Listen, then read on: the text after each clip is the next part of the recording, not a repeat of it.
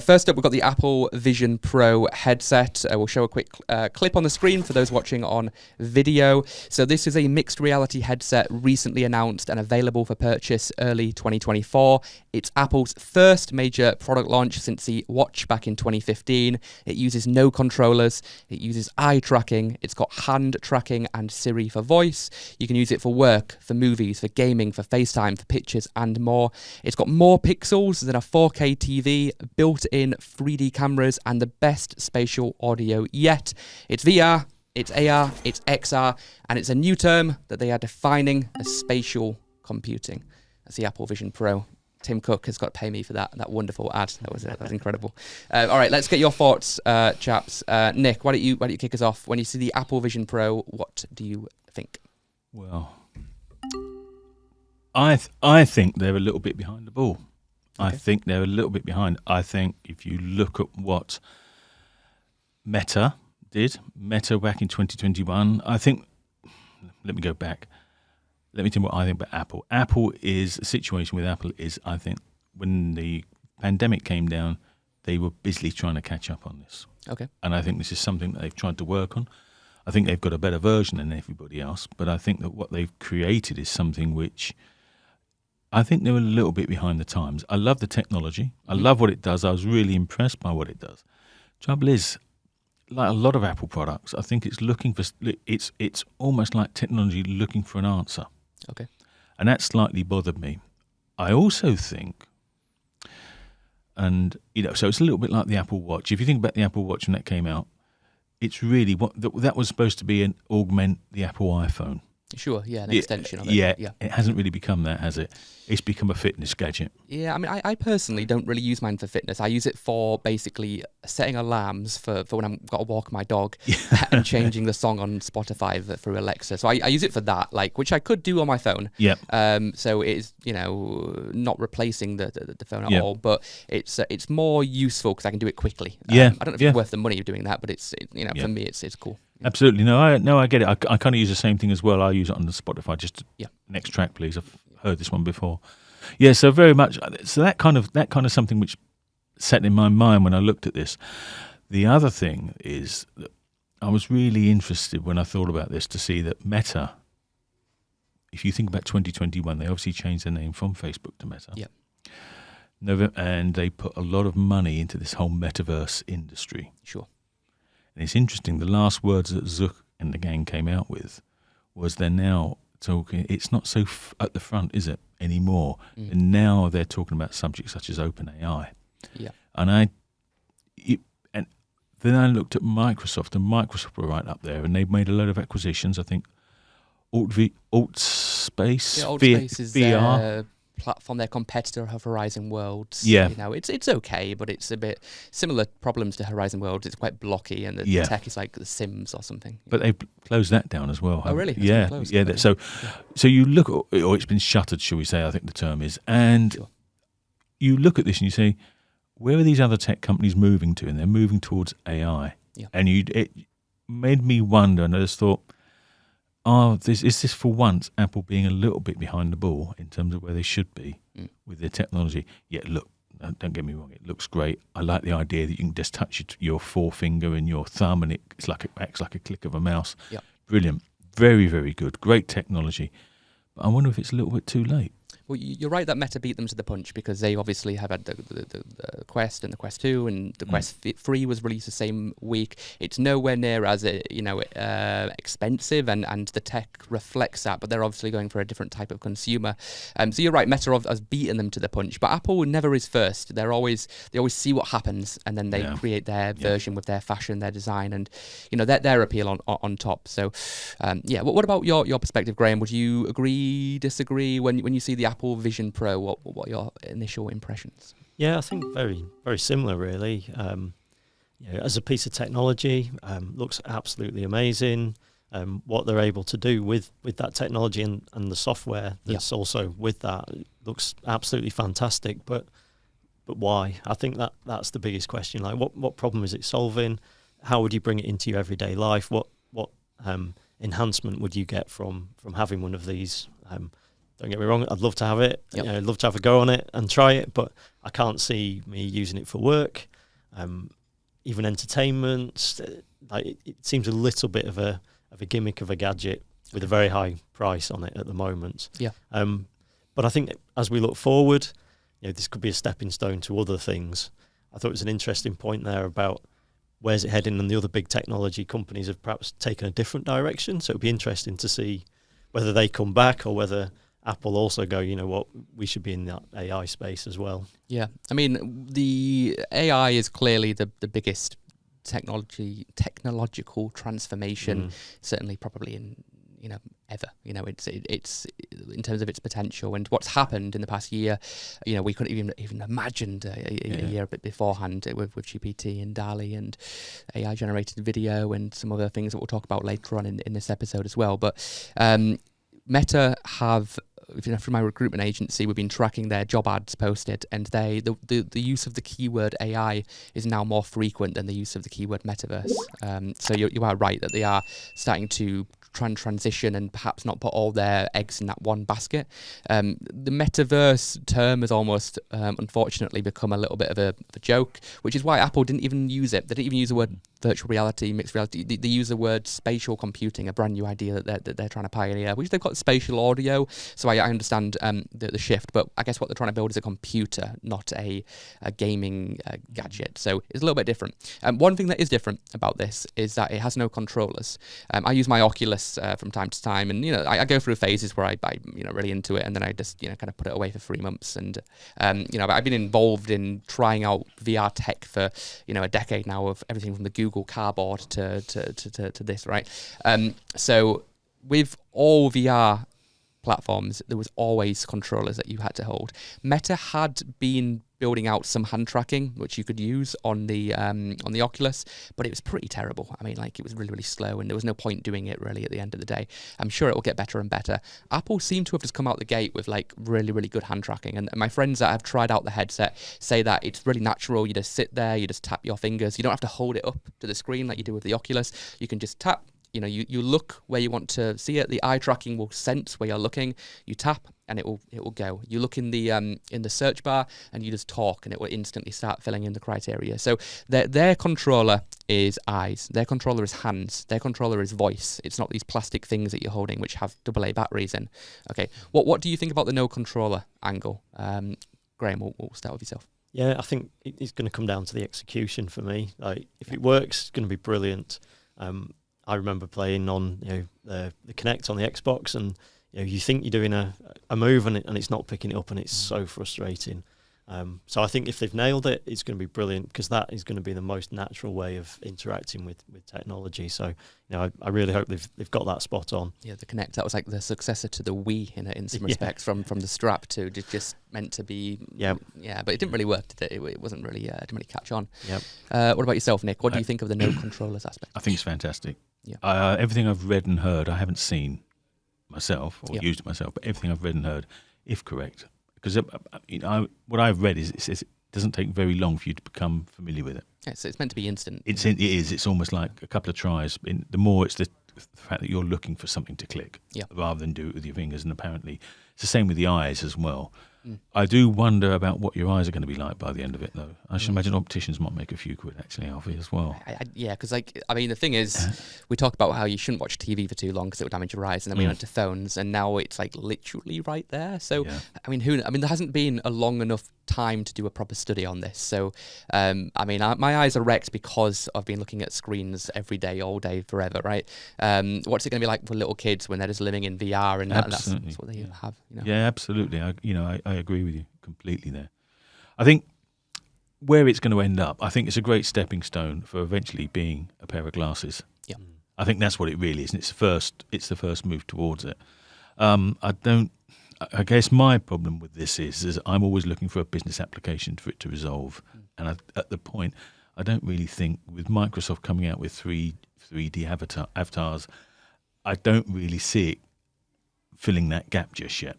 And I think I think there's a few more evolutions yet before we get to the version which will really, all of a sudden there'll be something, wow, yeah, this is what it was made for. That is the holy grail. That is what every major tech company wants. They want a pair of glasses, they want the Google Glass. They want your notifications popping up. They want the arrow showing your maps. They want you to talk to it, and you can hear back through vibrations on the stem. That is the dream, right? We're not there yet, just because of the tech. It's just not enough. And the thing is, I don't think we'll ever get to a pair of glasses like this. And this idea is from Palmer Luckey, the actual creator of Oculus, which then obviously became Meta, really, when they acquired it. And his view is that people won't want just a pair of glasses. They'll want something a little bit chunkier, because with a pair of glasses, you'll be quite limited in terms of what you can do. But if you just make it a little bit bigger, like a little bit more on the stems and stuff, you'll be able to pack a lot more into it, and then it won't just be like AR, it will actually be VR as well. So, but the concept of what you're talking about, getting it smaller and smaller and smaller and smaller, the Quest 3 is 40% thinner than the Quest 2. Quest 2 is, pretty chunky, but 40%, that's quite a lot. And the Apple one is pretty thin. I mean, what happens like in 5 years when it's a tenth of that chunkiness? Well, the Apple one's good because it doesn't have all the batteries in the screen itself. That's why it's so thin. Yeah. So you haven't got all that weight on your head. Yeah. But like I say, I think the holy grail, as you say, quite rightly, is to get to glasses. Yeah. Yeah. So I think one of the interesting things about that sort of full headset versus glasses piece, like what Apple have managed to do with the full headset, is you can go full immersive. So you can block everything out. Whereas I think if you've got glasses, you've still got light coming in, and you're very much in that augmented reality space rather than the complete immersive. And I don't know whether that's part of the vision or the compromise they've got now, or they're hedging the bets with a bit of both. Yeah. But I think that's a really interesting view at the moment. And I certainly agree with you there, Alfie, that the future is that glasses. I think that is the holy grail. I mean, I'd go even smaller than glasses and be contact lenses. I think completely invisible tech is really the ultimate destination. If that ever becomes like possible. Yeah. But yeah, I mean that would obviously be the dream. Or just a Neuralink. I mean, that would be like the best way, right? The killer app that they're talking about on this is the FaceTime fake hologram. So this is something that Meta has nowhere near touched. But with the Apple Vision Pro, you can turn it around, and the cameras will look at your face and create a fake 3D hologram of you. So if you then put it back on and you're in a FaceTime call with somebody, they will see you smiling, laughing, playing around, but it's not you. It's a fake hologram version of you. When I do occasional calls on the Oculus in like Horizon workrooms, it's like a cartoon character that you're speaking to, which people just aren't going to use, because like you can't do anything serious, like a business meeting, and your boss is like got green skin, and imagine getting fired in VR and like by like a it's just like it wouldn't work. But if it looks real, if it looks like a hologram version of you, and if that just becomes a norm, maybe they're onto something there. I mean, it's quite different to. It's the first time you'll be having a video call with a fake version of somebody, but it is them. But it's just a AI reconstruction of them. What are your thoughts on the fake FaceTime hologram killer app? What's your take, Graham? I mean, I think I'd probably say why not get the real you on a real camera? Like, why would you want to? Okay, so a hologram you version. Don't think VR or spatial computing video calls will catch on? You think it'll be more just like the regular way it is right now?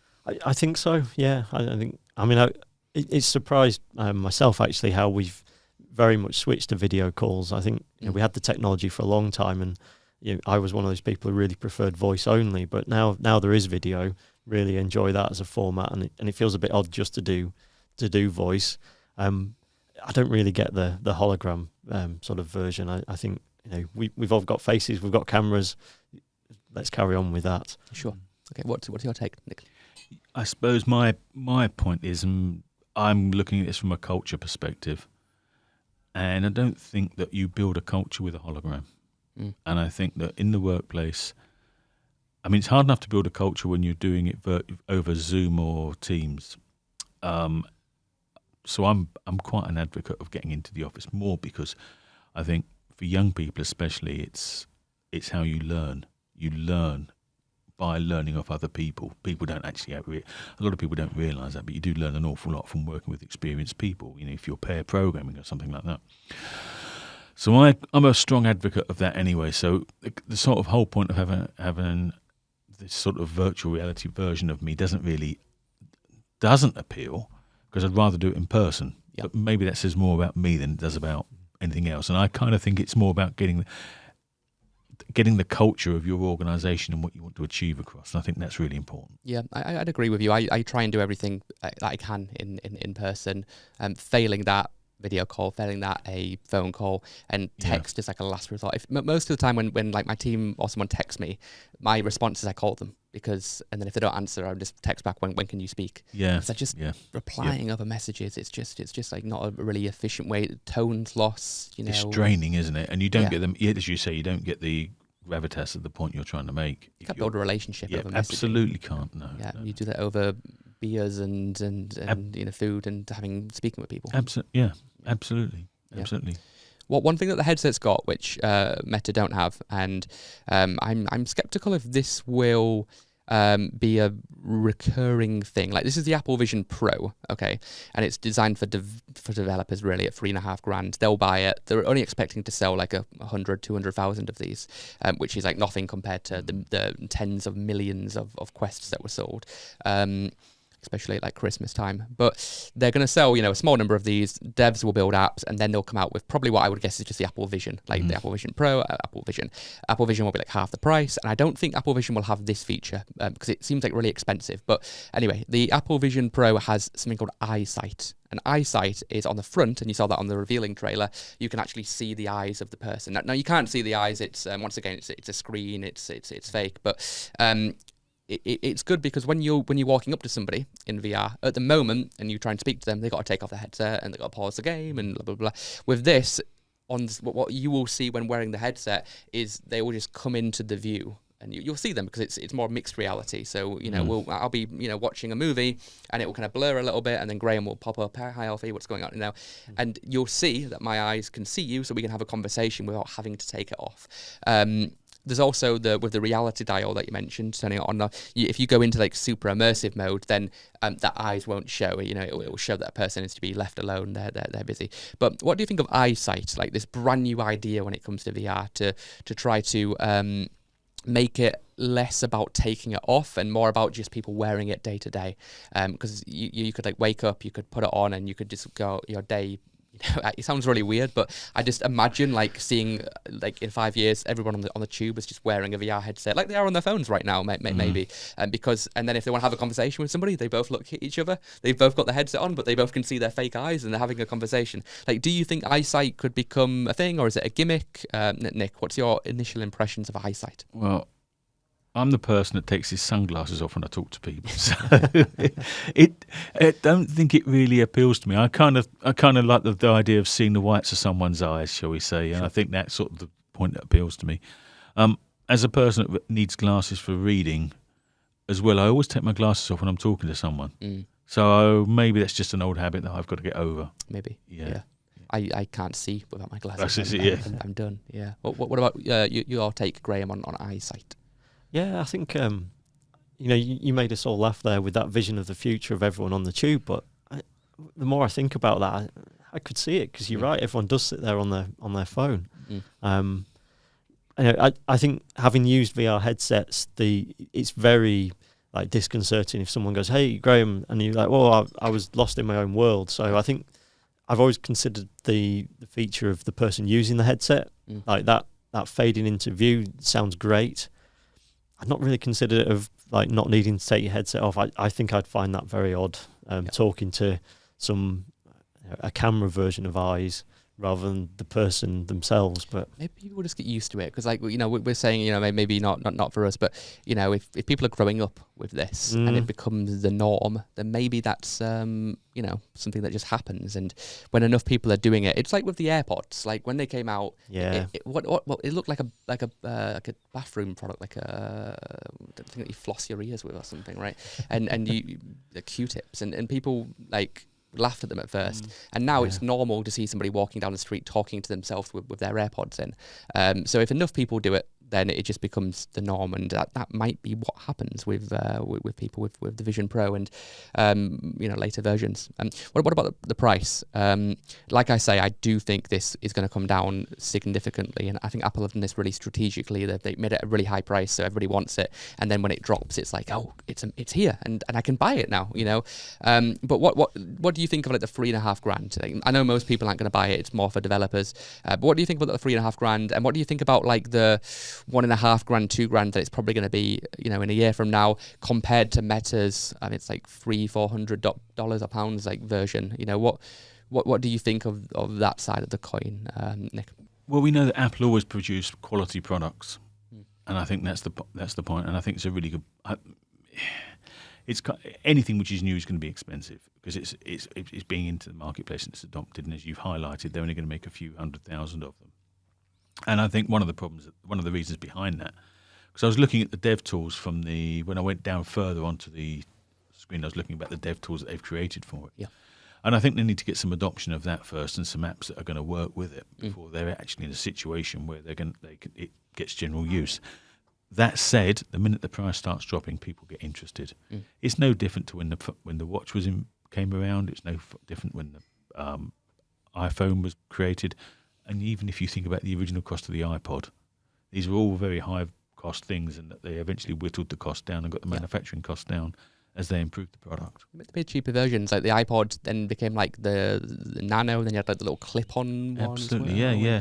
iPhone, you got like the SE or something they call it, like the cheapest one. It's interesting because that was what went through my mind. That I think they'll split it into two brands. There'll be a lower cost version and there'll be a high version. Yeah, the Apple Vision Pro. I mean, exactly. Yeah.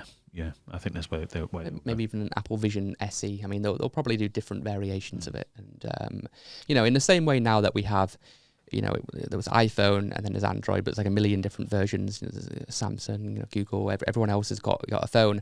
Even Microsoft tried it at some point.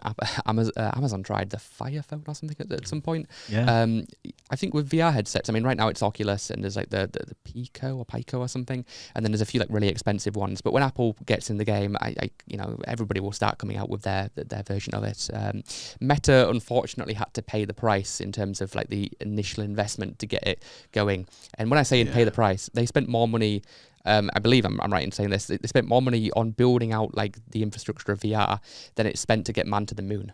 It's a single biggest capital expenditure ever in history, which would make sense if they can pull it off. Because if they can own the universe, like the metaverse, what people will live in, then they are the digital god. I mean, they've won, but maybe it will be worth the investment. It's just a shame, not a shame, but it's weird to see like Mark put all that money in, and then like Apple just come around and go, hey, thanks for that, and we're gonna take market share now. I think there's a big question mark about the metaverse. Yeah, I think that's to me. Look, when this is where I came in on the conversation where I talked about the fact that they obviously changed their name to Meta, and the amount of money they've sunk into this is astronomical. And they must be getting a lot of pressure from their shareholders about the rate of return and not getting the rate of return they want to. It's really interesting that Meta executives now talk more about AI than they do about Meta. And I don't think they use the term metaverse anymore either. They're skating to where the puck is going. Right? Yeah. Well, what's your take on the price, Graham? And what's your take on if people will buy it at $1,500 compared to a couple of £100 for Meta?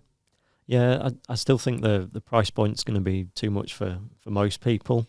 Perhaps an angle that might come out is when we consider the phone. Phones are still that sort of £1,000 plus sort of price point, but no one thinks of phones being that priced. We pay £20-30 a month, and we spread out that cost. So that might be a model that comes in and brings these devices more into everyone's sort of ownership. Yeah, we mentioned the phone. Okay, so I guess what Apple are trying to do long term is replace the phone. I mean, ultimately that's what people want with AR, VR, XR, whatever are. They're trying to take the iPhone and put it on your head. Okay, do you think the Vision is a successor to the iPhone?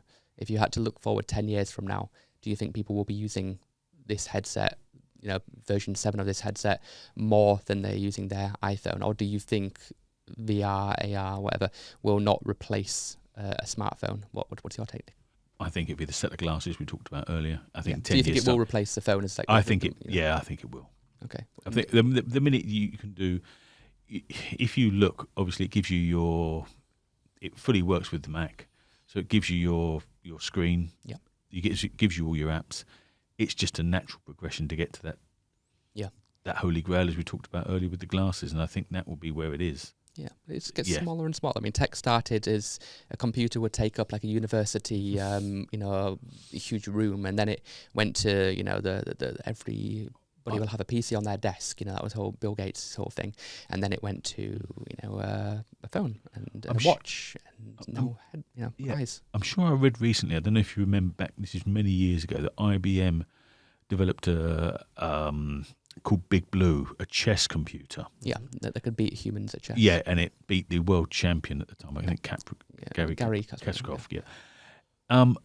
I read somewhere that the latest Apple iPhone's got more computing power than that IBM machine, and that is only. And when I went back and looked at it, it was about 30 years ago, and I thought that just gives you an idea of how much we've come on. Well, your iPhone is probably more powerful than the rockets that went to the moon.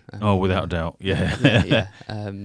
Yeah, I mean, and then with the way that AI works and how it learns from itself, will mean that we'll have tiny little chips that are more powerful than that know more than every human on the planet combined. Because if a human needs to learn something, they learn it, but the person sitting next to them doesn't know it. The way that AI works is once AI learns something, that it's all connected, so it's all learnt it. So it can learn more in a second than we can learn in a decade. Absolutely. Yeah. Okay, well, look, Vision Pro, main topic for today, but interesting to see if it will succeed, if it will flop. I'm excited to see what happens either way.